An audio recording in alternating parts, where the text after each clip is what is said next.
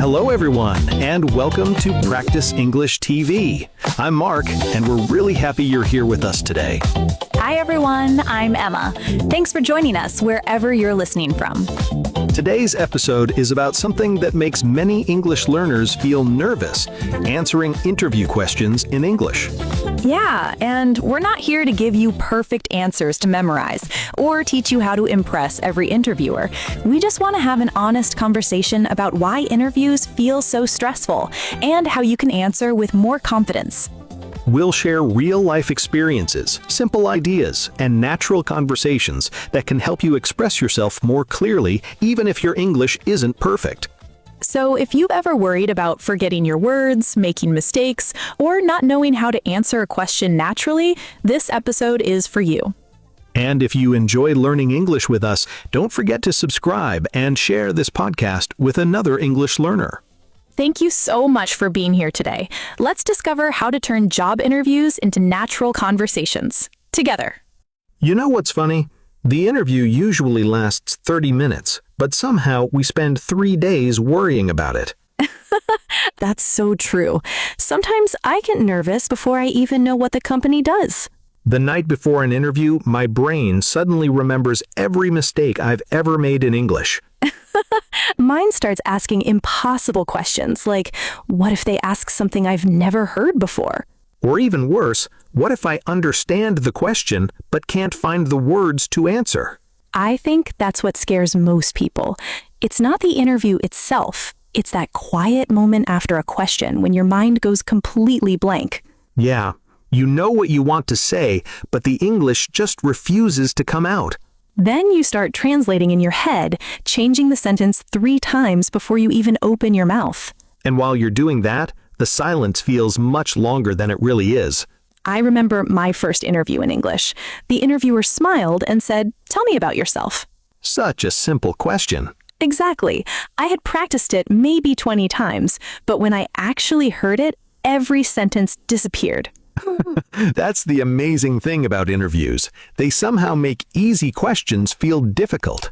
I finally said my name, where I was from, and then I just stopped talking because I couldn't think of anything else. Did the interviewer help you? Yeah, he simply smiled and asked another small question, and suddenly the conversation became much easier. That's something many people don't realize. Most interviewers aren't trying to trick you. They're usually just trying to understand who you are and whether they can imagine working with you. Exactly. They don't expect a perfect speech. They want a real conversation. And once I understood that, I stopped trying to sound impressive and started trying to sound honest. Ironically, that's when my interviews became much better. Today, let's talk about why that simple change made such a big difference and how it can help you feel more confident the next time someone says, "Tell me about yourself." I used to think the best interview answers were the longest ones, so I tried to include every detail I could remember. I did the same thing. I thought if I kept talking, I would sound smarter. But the opposite happened. I got lost in my own answer and forgot what I was trying to say. I've been there. Halfway through an answer, I started wondering, wait, what was the question again? That was the moment I realized something important. A good answer isn't a long answer, it's a clear answer. Exactly. The interviewer isn't counting your words. They're trying to understand your thinking. I remember talking with a friend after one of his interviews. He looked disappointed because he thought he had failed. What happened? He said, "I didn't use any advanced vocabulary. My English sounded too simple." And did he get the job? He actually did. That's the best part of the story. When he asked why they chose him, the hiring manager said, "You explained your ideas clearly and you sounded genuine." I love that. Sometimes we're so busy trying to impress people that we forget to communicate. Here's another situation that happens all the time. The interviewer asks, "Can you tell me about a challenge you faced?"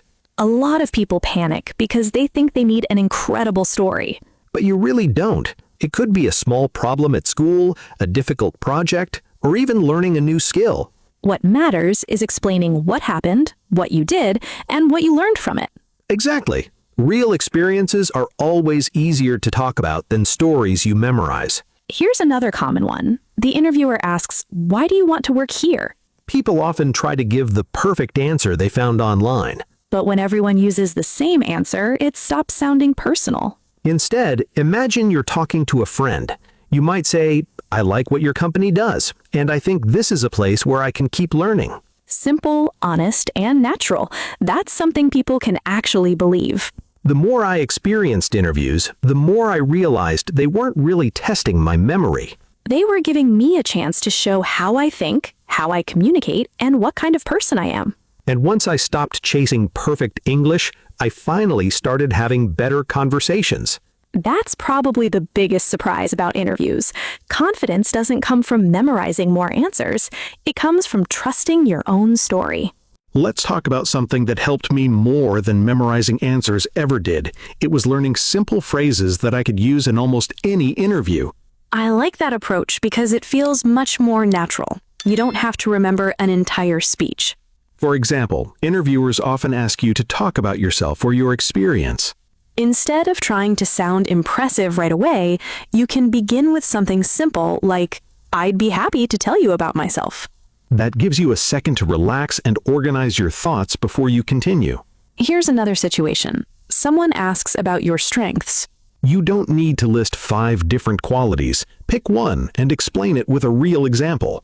You could say, one of my strengths is staying organized. I enjoy planning my work and meeting deadlines. Notice how simple that sounds. It's clear and it feels believable. Now, imagine the interviewer asks about a difficult project. Instead of jumping straight to the ending, you can start with, one challenge I remember was... Then explain the situation, what you did, and what you learned. That's much easier than trying to tell a perfect story. Another question people worry about is working with others. You might say, I enjoy working with different people because everyone brings new ideas. Or if you prefer working independently, you can be honest while showing flexibility. Something like, I'm comfortable working alone, but I also enjoy being part of a team. That's a balanced answer, and it's easy to adapt to many situations. Let's look at another common question. The interviewer asks why you want the job. A simple answer could be, I'm looking for an opportunity to learn, grow, and contribute to your team. It isn't full of difficult vocabulary, but it communicates a positive attitude. I find sometimes you also need a moment to think before answering. And that's completely okay. You can say, that's a good question. Let me think for a second. That sounds much more confident than staying silent and looking nervous. Exactly.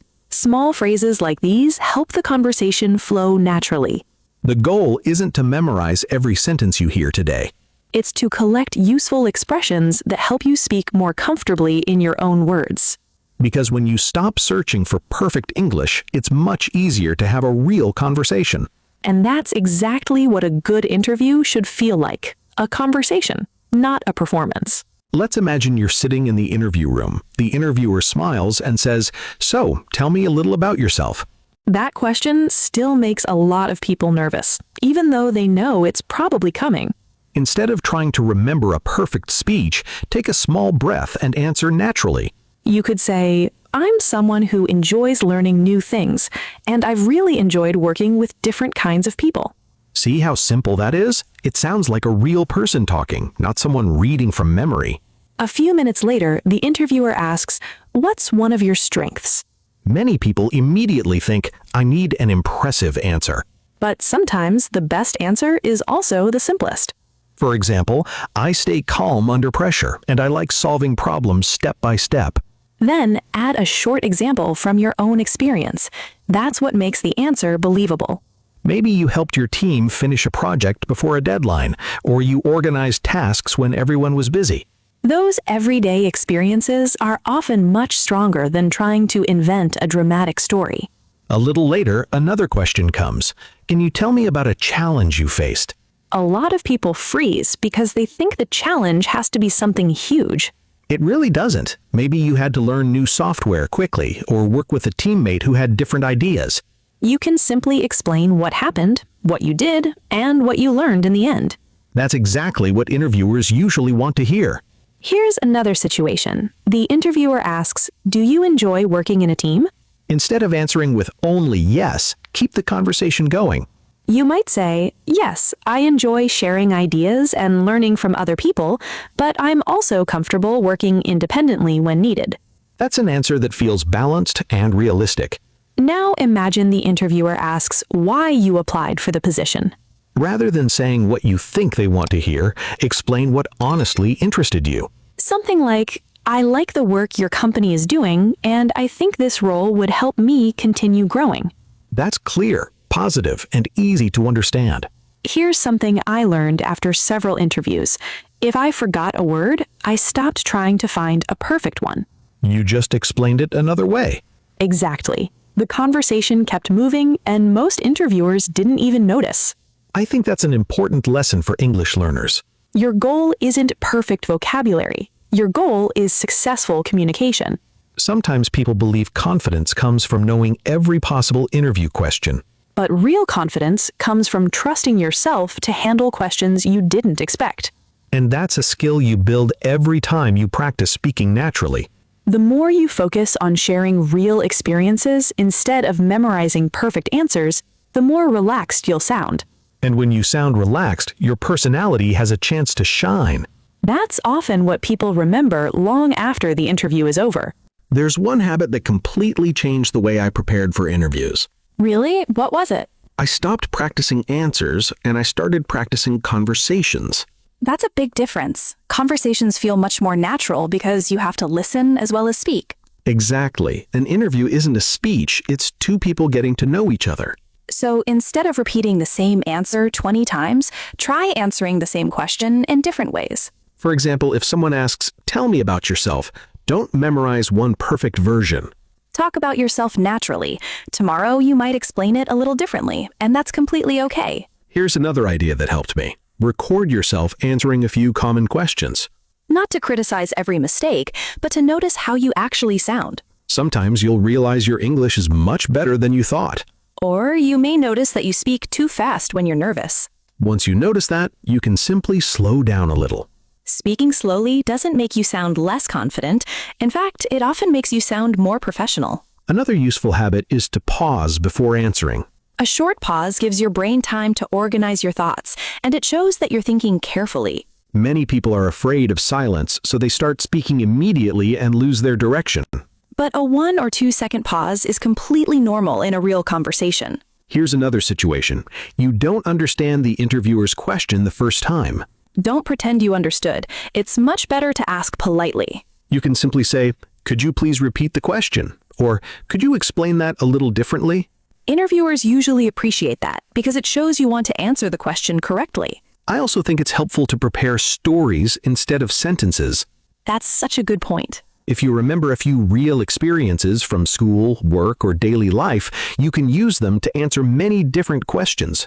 The story stays the same, but you explain it from a different angle depending on the question. That makes your answers sound much more genuine. And you don't have to worry about forgetting a memorized script halfway through. The best interviews I've ever had didn't feel like interviews.